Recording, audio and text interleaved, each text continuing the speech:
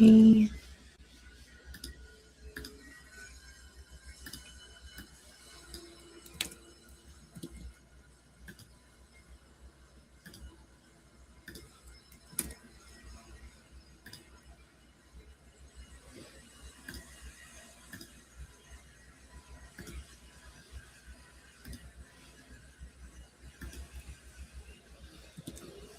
All right.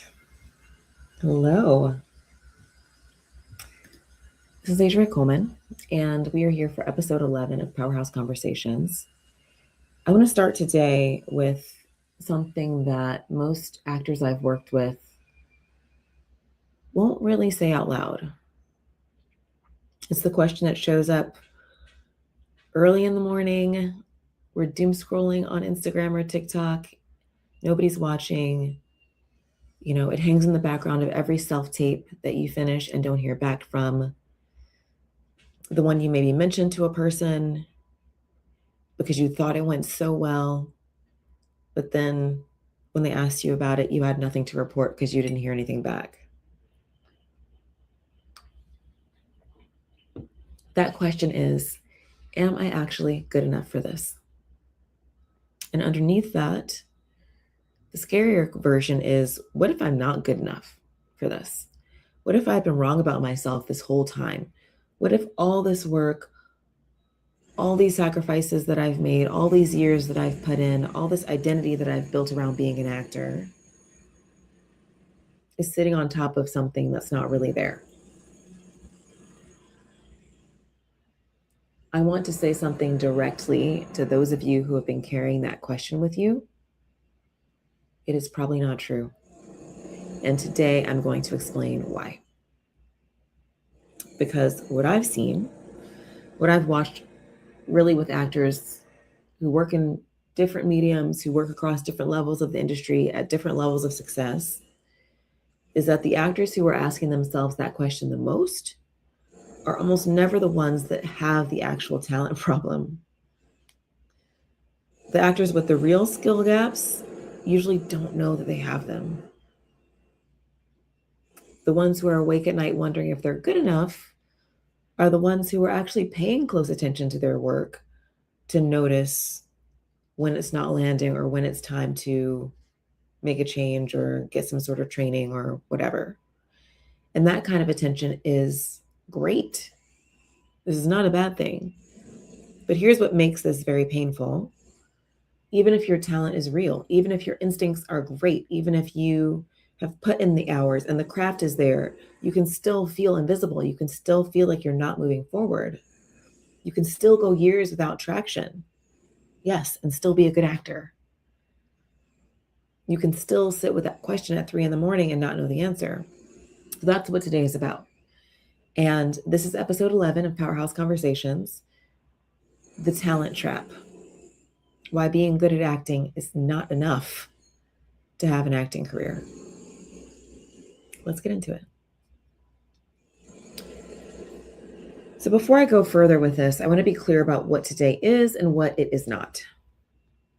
This is not a conversation where I'm going to tell you that talent doesn't matter. Talent absolutely matters. The craft matters. The hours you've put in matter. That's the foundation. We're not getting anywhere without that. It's also not a conversation where I'm going to promise that if you don't you just change your branding, the industry is going to magically open up. I don't make promises like that because I don't believe them. What today is an honest look at a gap that almost nobody will explain to you directly. And that's the gap between being a really good actor and having an acting career. Those are not the same thing. They are related, but they're not the same thing.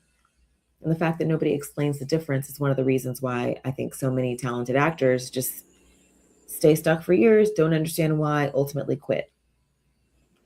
So if you've been wondering why your talent is the problem, if you've been wondering whether your talent is the problem here, I'm going to give you a more useful question to sit with, because am I good enough is almost never helpful. It's impossible to answer. It keeps you spinning. But there's a different question underneath it that actually has an answer. And once you see it, you can actually do something about it. So that's where we're going here. So I want to introduce a word that, honestly, I don't love this word, but I think it's very appropriate here. And I think it's going to be useful for the rest of this conversation. The word is legible. Legibility means, can someone who doesn't already know you, who has 30 seconds to a minute to form an impression of you, figure out who you are, what you do, where you belong in the landscape of like work? Can they read you? And here's what I've seen over and over. Actors are being trained to be really good. They're not being trained to be legible.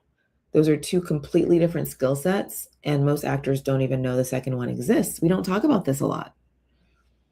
Being good means your scene work is alive, your choices are specific, you have real emotional availability, your imagination is there, you can hold the moment, you can do the thing that actually is acting. Being legible means that when a casting director or a decision maker looks at your headshot, your resume, your reel, your online presence, they can tell a specific story about who you are.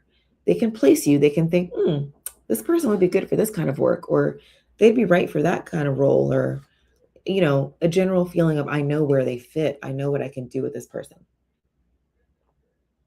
So when you're good, but you're not legible, the industry sees you and they're like, oh, wow, talented. But they don't know what to do with you, so nothing happens.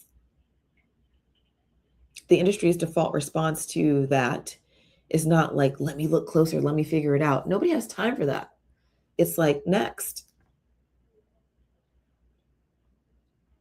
And I want to be really careful here because I know this can land like criticism, and it's not. If you are a good actor who's not been getting traction, you're not failing. You're just not being read. You've been illegible, you've been unread, and unread is not the same as unskilled, but they feel the same from the inside, which is why this can be so painful. There's a metaphor or an analogy, I guess I should say, that I think kind of helps here, maybe. Think about a book. It's such a good book. It's brilliant. It's amazing, but it has no cover. It has no title. It has nothing on the spine. There's just the pages in this book, right?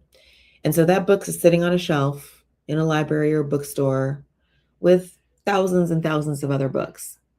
And somebody is walking down the aisle. They're looking for something specific. They're scanning the spines of the books. They're not going to pull every book off the shelf and flip through it and read the first 3 pages and decide if it's good. Like, no one has time for that.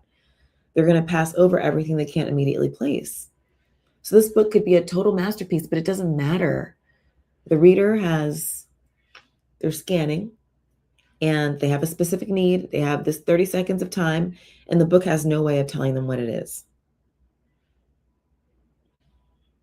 That is what happens to talented actors who are not legible. The work is really good, but the spine is blank. And we all just keep walking past. Now, here's the part that I think is actually good news, even though it's hard to hear at first. This is not a talent problem. This is a positioning problem. This is so learnable. This is so fixable. The solution is not to take more classes, do another scene study intensive, get your MFA, right? Those might be useful for other reasons, but they're not going to fix this. What fixes this is learning how this actually works, and then making sure your materials, your presence, your positioning all tell that one specific, clear, coherent story about who you are. And that's a completely different skill than acting. It's a completely different skill, which is why so many of the talented people that I know feel very stuck, because they've poured everything into this one skill and nobody ever told them they needed that other one. Clip that. So now I want to pull back the curtain on something that I think is going to be useful. What talent actually means. When actors talk about talent, we usually mean craft. our technique, our ability to be present, our ability to make interesting choices, all that good stuff. The ability to be truthful under pressure, that's what we train on. That's what we evaluate each other on. That's what we are like watching when we watch someone work. Like, oh my God, they're so talented. When a lot of other people in the industry talk about talent, they mean something completely different. From a casting director's perspective, it's shorthand for, is this person going to make my job easier or harder? From an agent's perspective, it's like, can I sell this person? Do I know what rooms to send them into? Do they have momentum? Will they show up prepared and book things? From a producer's perspective, it's, is this person going to elevate a project? Is this person not going to create problems on set? None of those definitions are just about craft. They're all about craft in some sort of context. Craft plus professionalism, craft plus marketability, craft plus clarity, craft plus the ability to be placed into a specific slot in a specific project. And this is where so many of us get confused, because we've been measuring ourselves by one definition of talent, the craft-based one, and the industry is measuring us by a completely different one. So we feel like we're delivering and the industry feels like nothing is landing. And we're using different scorecards, different rubrics or whatever. So I'm not saying that this other definition is better. I'm just saying that it's like it exists. And so pretending that it doesn't is very expensive for us. So here's what I want you to sit with. The actors who book consistently are not always the most technically gifted actors. You already know that probably. You've seen people book things where you thought, really? Like, I could have done that. I'm better than that. And you probably were. You're probably not delusional. It's probably accurate.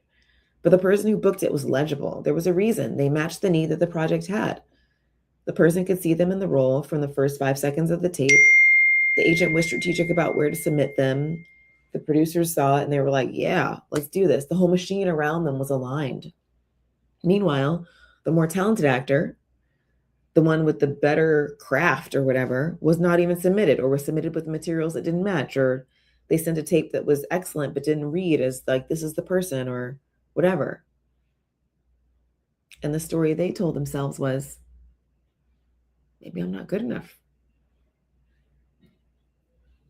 But that was never the real story.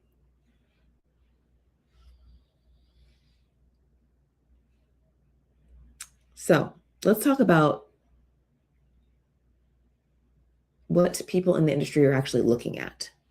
If legibility is the real gap here and talent alone isn't solving it, the question becomes, what is the industry actually reading when it decides how to place you? So I want to walk you through 3 specific like signs or signals, I guess you would call them. These are things that I've watched people in the industry use consistently to decide who belongs where. And once you see them clearly, you can start working on them deliberately instead of just hoping that your craft will eventually speak for itself.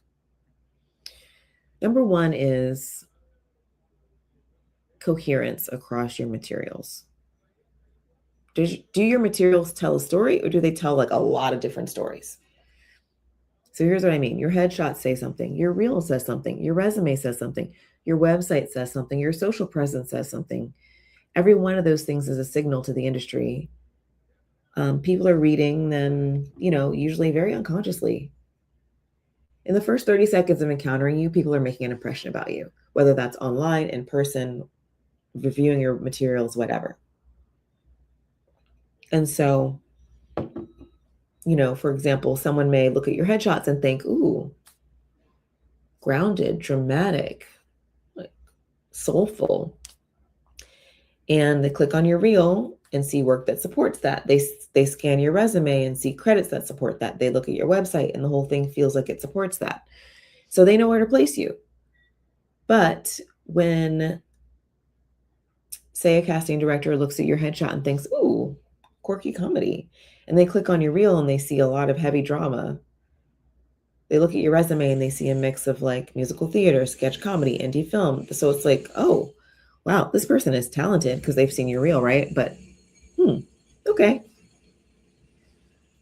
It's not super clear what this person does really well and what I can do with this person. And here's the thing, nobody's going to stop and try to figure that out. They're going to move on because they have 500 submissions to get through. And the actors who are immediately readable are taking a lot less of their time and brain space. So if you are feeling confused about why you're not getting called in, and then we look at your materials together, a lot of times the problem is right there. The combined message is very incoherent.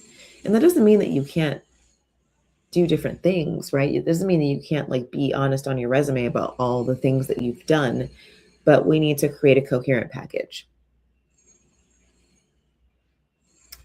Number 2 is whether you're showing up in the right rooms. The industry's perception of you is not just shaped by what your materials say, it's shaped by where your name keeps appearing and what kinds of projects you're attached to and what rooms you keep showing up in. So if you're, at the point where you're submitting yourself for projects and you're kind of just doing everything because work begets work, that might be confusing. If you want a career in prestige television drama, but every credit on your resume is a comedy web series,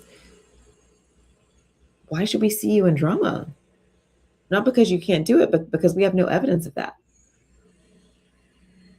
You want to be represented by a mid-tier agency, but all of your outreach and relationships are with very small, you're going to have trouble making that jump. Not because you don't deserve it, but because you're not signaling that. If you want to be seen differently, we have to think about the context that you want to be seen in and be deliberate and strategic and get into those places. So, one of the patterns I see a lot is that actors are feeling stuck, but they're doing the same things that get them to their current level, expecting the same things to get them to the next level. It doesn't work that way. Moving tiers requires this deliberate shift in where you're showing up, what projects you're saying yes to, what relationships you're building. And sometimes it feels like you're starting from scratch, but you're not. We're building. It's just very deliberate and very strategic. So the question for you is, where have people been seeing your name for the last 12 months? And is that aligned with where you actually want to be seen 12 months from now? And if the answer is no, you're spending your energy in the wrong rooms with the wrong relationships and the wrong projects, let's shift that. Number 3 is how specific your lane is. And what I mean by that is, first I want to say this is challenging for some of us because it feels like I'm asking you to make yourself smaller, do less. And you're like, I want to be an actor because I want to do everything. And I get that. But as you are becoming a known entity, we need you to be more specific. We're not looking for actors who can do everything. We're looking for actors who can do one thing really, really well, whose presence immediately communicates that thing, that makes you really bookable. And then from there on, you can build your range. But let's get you working. Range is an asset. Of course it is. It will serve you once you are already in the system, but it almost never is what gets you in there in the first place. What gets you in is specificity. When a casting director thinks about who they want to bring in for this specific type of role, your name comes to mind. Not one of 50 names. You're one of the first names. And the counterintuitive part is that getting specific doesn't actually make you smaller. It makes you bigger. Because when you become the go-to person for a specific kind of job, you start getting called in for that kind of role all the time. And that consistency is what builds a career for you. Not a scattered handful of credits across every type of genre. A deep lane where you become known. And once you're known, you can expand. Almost all of the actors that we admire started in one very specific lane, and then they were able to branch out and show their range. But the specificity came first. Talented actors who insist on being read as everything often get read as nothing. That is the painful truth. Okay. So I'm going to check in on the chat. Hi, Allison. Hi, Naveen. Okay, so something that I think is important to say out loud here is that everything I told you, in theory, it's good news because the problem is solvable, right? It means you don't have some fundamental deficiency. There's not anything wrong with you. There's a clear path forward. And yet, I've watched so many actors hear this framework and resist it. Not because they don't get it or like believe in it, but because it costs them something emotionally. Here's what I think is happening here. For a lot of us actors, talent has been the thing we've held on to through years of rejection. It was the one thing that felt stable when everything else felt like uncertain. On your worst days, at least you could say to yourself, I know I'm talented. At least I have that, right? So being told, well, your talent isn't the problem, but your talent also isn't going to save you might feel like you're losing that thing that's holding up your identity. Because if talent was the actor, then all the suffering was for a reason, right? You just had to wait for the right moment, that luck meeting opportunity thing, that gift that you've been developing all this time is finally going to be recognized. And if talent isn't the actor, then you spent a lot of time focusing on the wrong thing, and that's kind of brutal to sit with. But I want to gently push back on that because I don't think it's actually true. Your talent was not developed for nothing. Your craft is real. It is an asset. Without that, all the positioning in the world is not going to help you. It will serve you enormously once you have this piece dialed in because, I don't know, positioning without craft is like a super pretty package with nothing inside it. The actors who sustain long careers are the ones who have both. The craft makes you worth booking. The legibility makes you bookable. You need both. You already have one of them. Okay, like let's do this.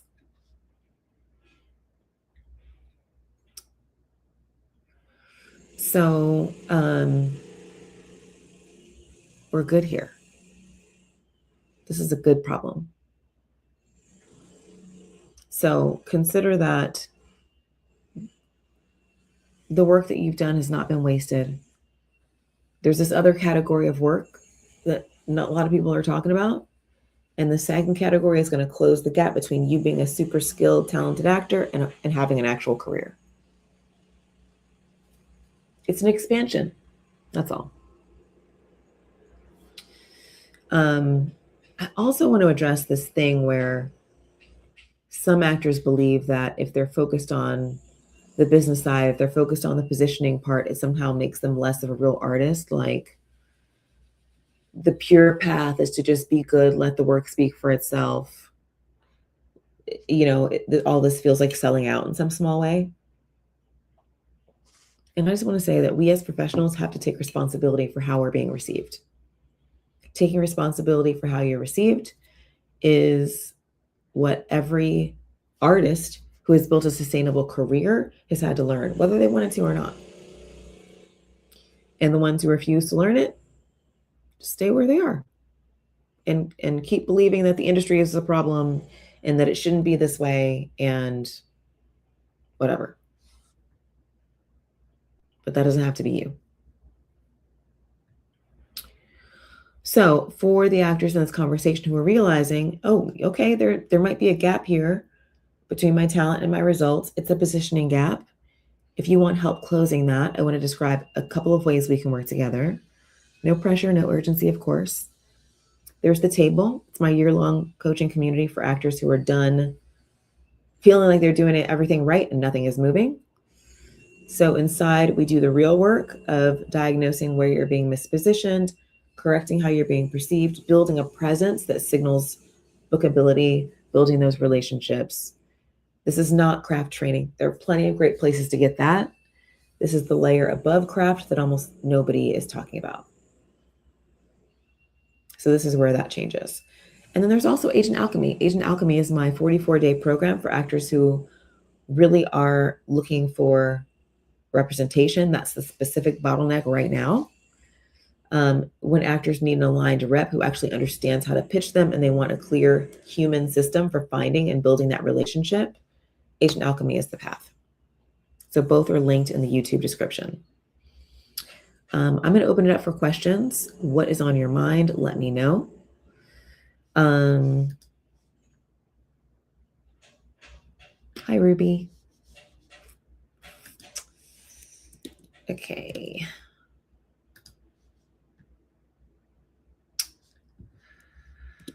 All right, while I wait for questions to come in, and you can also, if you're watching this replay, post questions in the comments. I'll go back and answer them.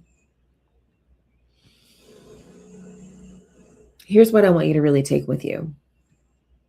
If you have been carrying that question of, am I actually good enough? I want you to try something the next time that comes up. Notice it, and then ask yourself a different question. Ask, is the industry actually seeing me? Is the industry actually reading me? Can someone who's never met me look at what they can see of me and immediately understand who I am? Because that's the real question. And unlike, am I good enough? That question has an answer. You can look at your materials. You can look at the rooms you've been showing up in. You can look at the specificity of your lane. You can really get honest about where the gap is, and then you can close that gap. Your talent is something you've been building. It's not going anywhere. It's already in you. What you probably haven't been building, because nobody told you to, is the layer that makes your talent visible to the people who can actually do something about it. That layer is totally learnable. It's not mysterious. It's not about who you know. It's not about how lucky you are. It's about specific practical choices that you can start making this week. And the actors I've watched make those choices, they don't become more talented, but they become more legible, and their careers start to move in ways that years of additional training, years of additional craft focus did not make happen. You're probably more talented than even you know. You're also probably less legible than you think. And the difference between those two things is the whole game here. That's the talent trap. And the way out of it is not more talent. Thanks for watching.